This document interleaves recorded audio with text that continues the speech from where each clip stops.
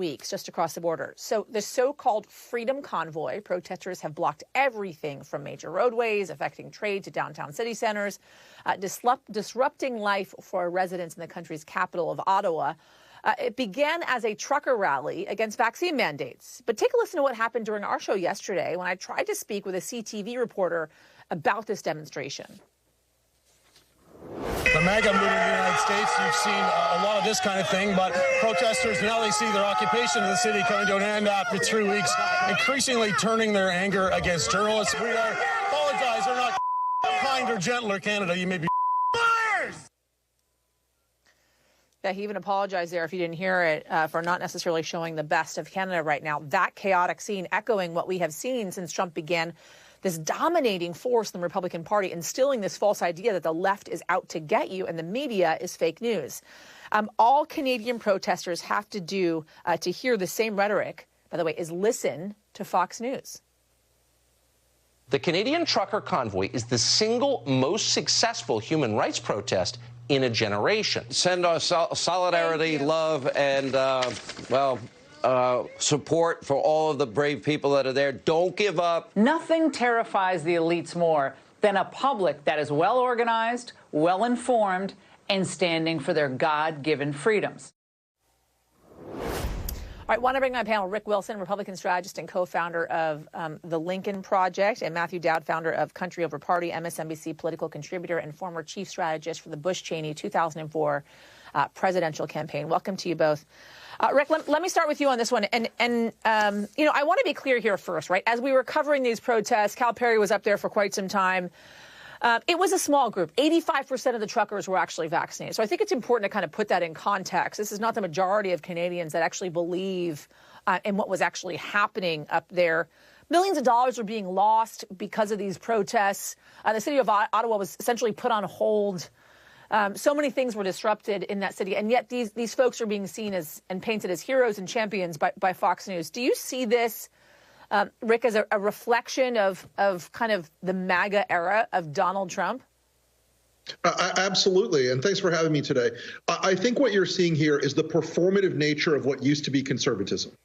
Now it is just the objection to power, the objection to expertise, the objection to anyone that they derisively call the elites. And what you're seeing in a thing like this is essentially they're always looking for any wedge between working people and norms and institutions in the modern era. They want the disruption. They want the chaos.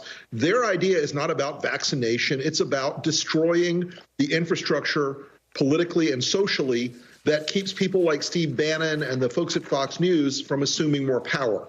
And they believe in chaos. They believe in disorder. And they're the same people, by the way, who absolutely lose their minds when Black Lives Matter protesters peacefully assemble. They're the same people that lose their minds when folks say, maybe George Floyd shouldn't have been murdered in the street. Their double standard is sort of wired into their DNA at this point. Matthew Dowd, I want to play for you some sound from Jordan Klepper for The Daily Show, who did some coverage of these protests. And then we'll talk on the other side. Yeah, I hate to use that slogan, but make North America great again. Make North America great again. And I don't mean to use that guy's word, but it's true. To be honest, it wasn't even his. He stole it from another guy before him. I see the Q Army on your hat. Is it Q, the American thing, trying to find JFK Jr.? Exactly. Yes. Matthew, what do you make of it?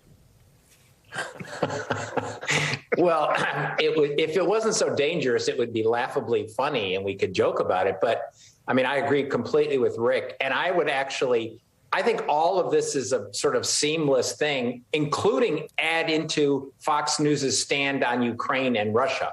I think it's all part of the exact same pattern, which there is a segment of society, and Fox News seems to be infiltrating it. It's not just in America and us sort of lending our worst ideas to our northern neighbor, but it's happening in other countries in the world. And this is the danger. The danger is that there is a group of people that no longer believe in the we.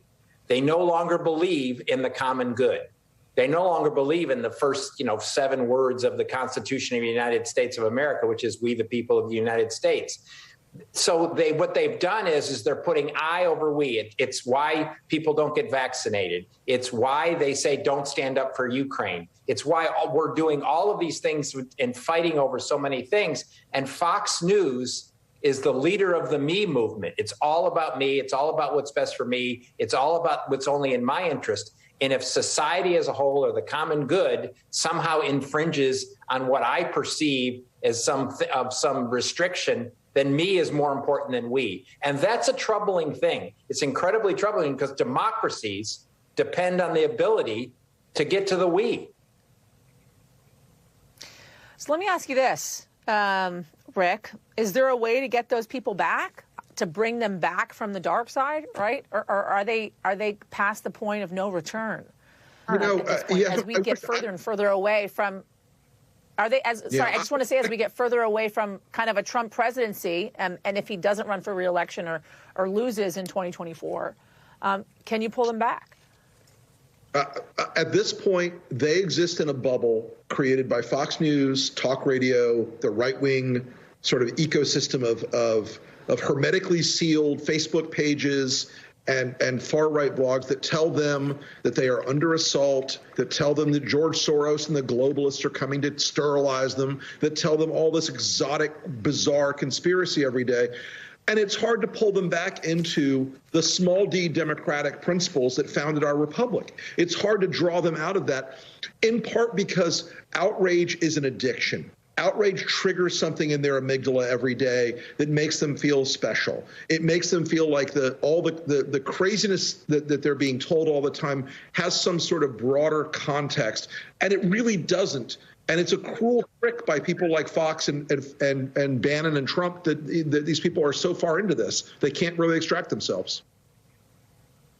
Okay, so last thing to you, Matthew, and it's about essentially the former president, right? Has his luck run out? George Conway wrote an op-ed for the Washington Post, and I just want to read a little bit from it, saying this: "Now the man who long has had trouble finding decent legal representation might find it all but impossible to find new auditors and tax preparers. It's hard to imagine that any reputable accounting firm will touch his tax returns, let alone fix and bless his financials for a decade or more. We have seen what's taken place over the last few weeks, from now being called or deposed by the New York AG, not only the former president, but his children as well, and then finding out those 15 boxes obtained from Mar-a-Lago were in fact classified information that he took from the White House when leaving the presidency. Has his luck run out? Well, I think we've all been in this situation for 5 or 6 years where we keep thinking that just when Trump, because he's done X, or because we've discovered why, his luck is running out, and it doesn't seem to have taken place. Listen, me more than anyone else, maybe not more than Rick, would love to see Donald Trump and his children in orange jumpsuits. I would love to see it. I have doubts that I will ever see that. I hope they're held accountable, because I think it demonstrates our society that the most powerful people and the wealthy people can get held accountable in this. But so far, as of February 20th, 2022, after 7 years of various things that have happened, it still hasn't happened yet. I think what we have to really concentrate on is, will we get to the truth? And whether or not he's behind bars and whether or not he's actually fundamentally held accountable is one thing. My goal is the truth. And if we can get to the truth, that's a successful thing. Mm-hmm. Rick Wilson, Matthew Dowd, thank you both. Appreciate it. Coming up, everybody, Eric